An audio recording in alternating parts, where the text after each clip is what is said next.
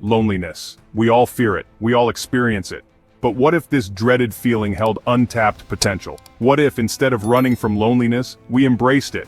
Loneliness, in its purest form, is simply time spent alone. It's a neutral state, devoid of inherent good or bad. It's our perception, our thoughts, that color loneliness with negativity. We associate it with sadness, isolation, even failure. But this doesn't have to be the case. What if we shifted our perspective? What if we viewed loneliness not as a punishment but as an opportunity for growth, for self-discovery, for forging an unbreakable bond with ourselves? The Stoics, ancient philosophers known for their resilience and wisdom, saw immense value in solitude. They understood that within the quiet moments, away from the noise and demands of the world, lay the path to true freedom and fulfillment. Imagine this. You, alone with your thoughts, free from distractions. In this space of solitude, you can connect with your inner world. You can explore your values, your passions, your dreams. This journey inward is essential. It's about understanding who you are at your core. It's about identifying what truly matters to you, independent of external pressures or societal expectations. Solitude provides the fertile ground for self-discovery. It allows you to shed the masks you wear for the world and confront your authentic self. It's in these moments of quiet contemplation that you can begin to understand your strengths, weaknesses, and motivations. Embrace solitude. See it not as a threat, but as a pathway leading you back to yourself, to a place of deep understanding and self-acceptance. The Stoics believed that true freedom stemmed from mastering one's mind. They argued that external circumstances, good or bad, have limited power over our inner state. It's our reactions to these events, our judgments, that determine our experience. This is where solitude becomes a powerful tool. In solitude, we train our minds to focus on what we can control: our thoughts, our emotions, our responses. We learn to observe our thoughts without judgment, acknowledging them without letting them control us. Imagine a bustling city street, cars honking, people rushing, sirens blaring. This is our mind without the practice of solitude. Now imagine a quiet park, birds chirping, leaves rustling, a sense of peace. This is the mind that has been trained through solitude. Through the practice of Stoicism, we cultivate inner peace and resilience. We learn to navigate the inevitable storms of life with a sense of calm and clarity. The Stoics emphasize the importance of accepting what we cannot change. This doesn't mean resigning ourselves to a life of passivity. It means recognizing that fighting against reality only creates unnecessary suffering. When we resist what is, we waste precious energy. We dwell on the past, worry about the future, and fail to appreciate the present moment. Acceptance, on the other hand, frees us. It allows us to acknowledge the reality of our situation without judgment or resistance. Think of a flowing river. Resistance is like trying to swim upstream against the current. It's exhausting and ultimately futile.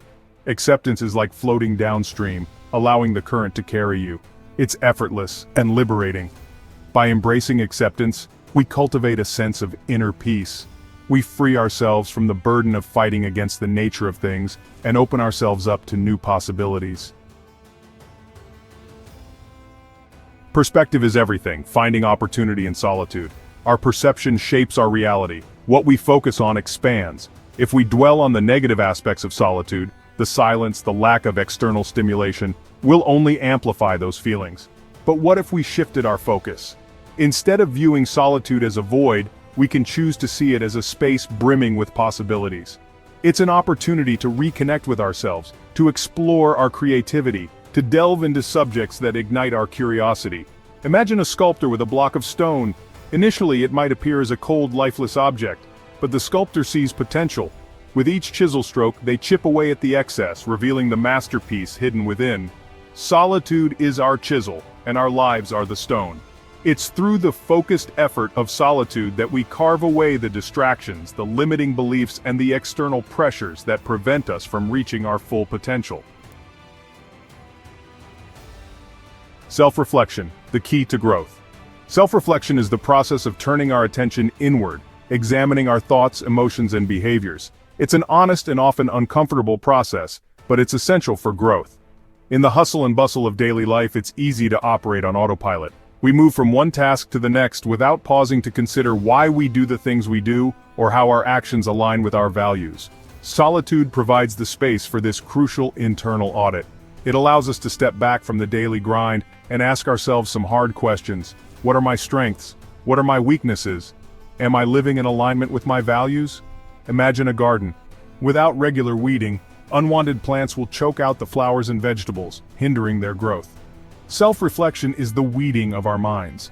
It's through this process that we identify and eliminate limiting beliefs, negative thought patterns, and unproductive habits, allowing our best selves to flourish. Mindfulness. Staying present in solitude. Mindfulness is the practice of paying attention to the present moment without judgment. It's about becoming aware of our thoughts, emotions, and bodily sensations without getting swept away by them. In solitude, it's easy for our minds to wander. We might dwell on past regrets, worry about future uncertainties, or get lost in daydreams. Mindfulness anchors us to the present, allowing us to fully experience the moment. Imagine a clear blue sky. Thoughts are like clouds passing through. They come and go, some light and fluffy, others dark and ominous. With mindfulness, we observe these thoughts without judgment, allowing them to drift by without attaching ourselves to them. By practicing mindfulness in solitude, we learn to become the observers of our thoughts, not the thinkers of them. This detachment gives us a sense of peace and control, allowing us to choose how we respond to our internal world. Purposeful action, turning inward reflection outward. Solitude is not meant to be an escape from the world, it's a training ground. It's where we do the internal work necessary to show up as our best selves in the world. After the self-reflection and introspection of solitude, it's time to take action. We use the insights gained from our time alone to make meaningful contributions to the world around us.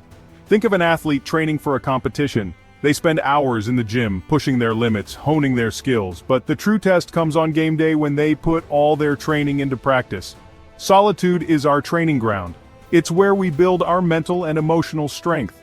But the real work happens when we step back into the world, equipped with the wisdom and resilience cultivated in solitude. Embracing discomfort. Building resilience through solitude. Life is full of challenges. Difficulties are inevitable. But it's how we respond to these challenges that defines us. Solitude provides the opportunity to build resilience. It allows us to confront our fears, to sit with discomfort, and to develop the inner strength needed to face life's inevitable storms. Imagine a tree standing tall in a hurricane. Its roots run deep, anchoring it to the ground. Its trunk is strong, capable of withstanding the fiercest winds. This tree has weathered many storms before, each one making it stronger. We too can develop this resilience through solitude. By facing our fears and embracing discomfort, we cultivate an inner strength that allows us to weather any storm life throws our way. Connection. Finding meaning beyond yourself. Solitude and connection are not mutually exclusive. In fact, solitude can deepen our connection with ourselves and with others. When we understand ourselves better, we can connect with others on a more authentic level. We can offer empathy, compassion, and understanding, knowing that everyone is fighting their own battles. Imagine a tapestry. Each thread on its own might seem insignificant. But when woven together, they create a beautiful and intricate work of art. We are all threads in the tapestry of humanity. Solitude allows us to examine our individual threads, to appreciate their unique qualities. And when we come together with others, our threads intertwine, creating something far greater than the sum of its parts. Solitude, your ally in a noisy world. In today's hyper-connected world, silence is a rare commodity. We're constantly bombarded with information, notifications, and demands on our attention.